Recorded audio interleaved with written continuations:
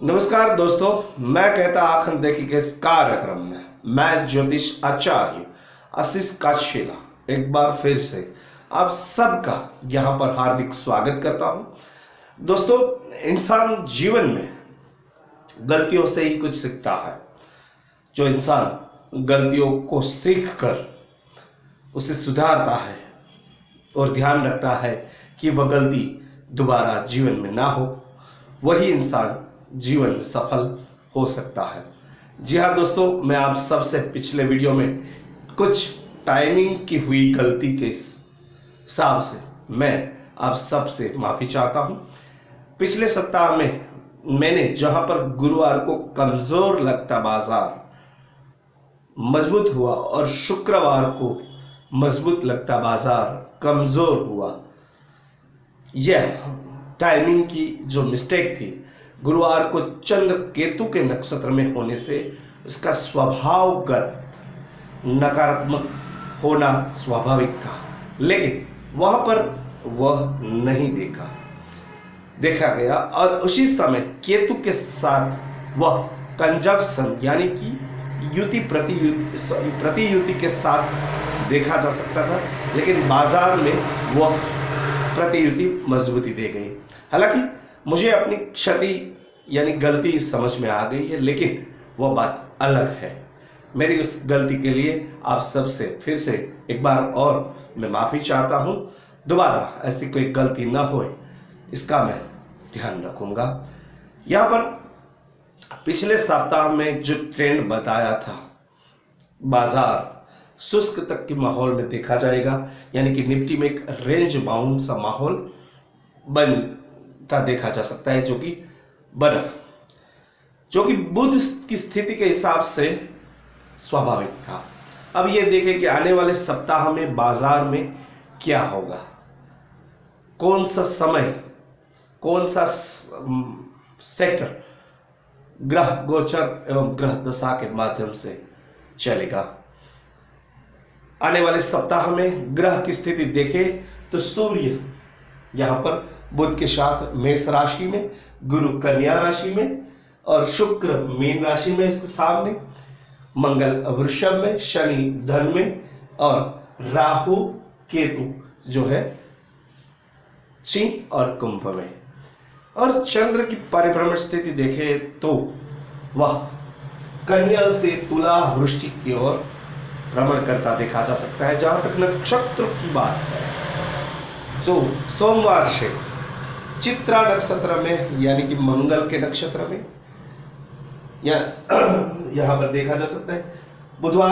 मंगलवार को वो चित्रा यानी कि चित्रा और स्वाति दोनों नक्षत्र में है, यानी कि वो मंगल के नक्षत्र में, और दोपहर 2 बजे के बाद वो राहु के नक्षत्र में प्रवेश करता देखा जा सकता है। और बुधवार को यानी कि पूर्णिमा के दिन वहां पर वो राहु के नक्षत्र में पूरा दिन गुजारता है। स्वाति नक्षत्र के 3 और 4 पद में वहां पर वो विराजमान रहता है। और गुरुवार के दिन वो विशाखा में यानी कि गुरु के स्वयं के नक्षत्र में, और शुक्रवार के दिन वो अनुराधा के नक्षत्र में यानी कि शनि के नक्षत्र में प्रवेश करता देखा जा सकता है। कुल मिला के स्थिति ये कुछ ऐसी बनती है कि इन दिनों राहु मंगल और गुरु शनि एवं चंद्र का प्रभाव देखा जा सकता है। इन दिनों सेक्टर वाइज देखें तो बैंकिंग एवं एफएमसीजी एवं ऑटो सेक्टर और खासकर petroleum products, oil and gas, ऐसा सेक्टर्स में काफी प्रभुत्व देखा जा सकता है। यहाँ पर बहुत मोमेंटम उसमें देखी जा सकती है। आइए अब बात करते हैं चंद्र की दैनिक गतिविधि के प्रभाव की। आमतौर पर चंद्र निफ्टी से संबंधित है। जो साइकिल बनती है वह स्वाति नक्षत्र के हिसाब से ही बनती है, जहां पर स्वाति नक्षत्र से वो स्टार्ट करता है और चित्रा में समाप्त करता है।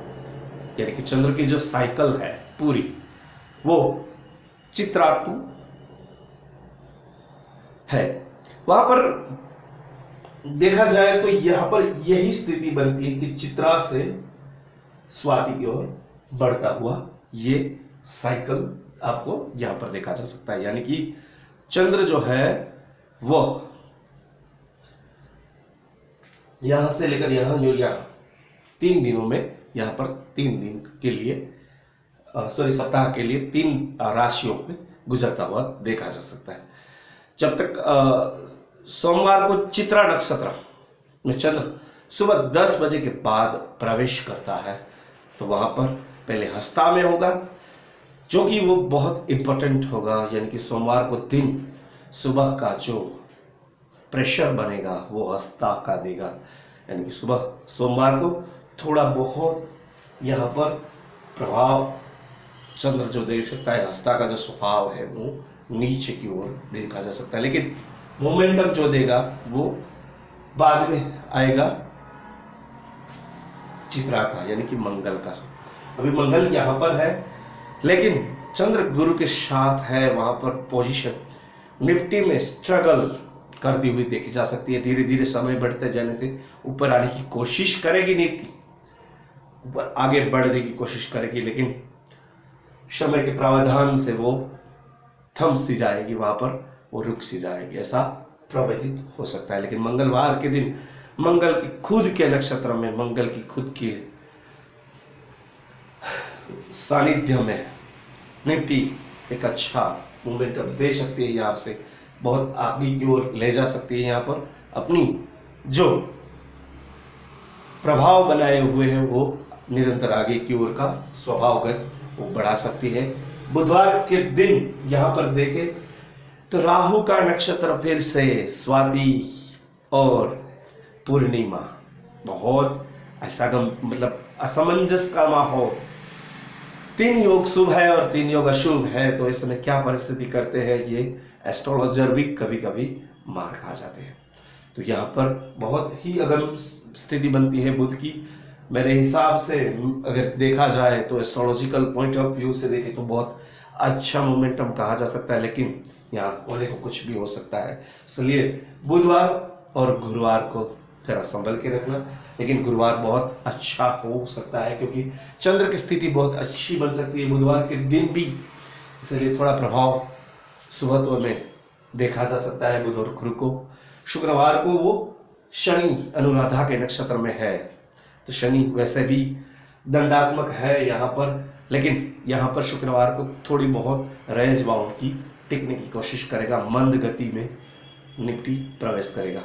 अब कई लोगों ने मुझे एक क्वेश्चन पूछा है कि फार्मा सेक्टर्स जो है वो लगातार गिरता जा रहा है, उसमें बहुत ओवर सोल्ड हो गया है, ऐसा टेक्निकल के हिसाब से आ रहा है कि आप एस्ट्रोलॉजी में क्या पॉइंट ऑफ व्यू दे रहे हैं।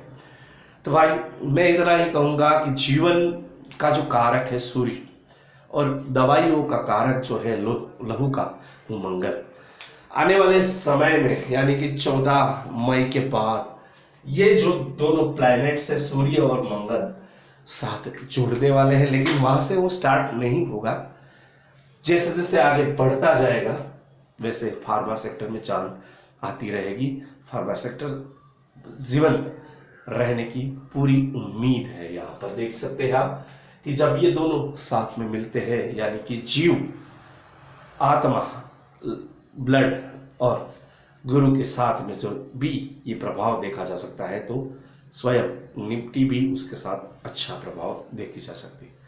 फिलहाल इतना ही, आगे के लिए मेरे इस चैनल को सब्सक्राइब कीजिए और पिछली गलतियों के मुझे माफ कीजिएगा।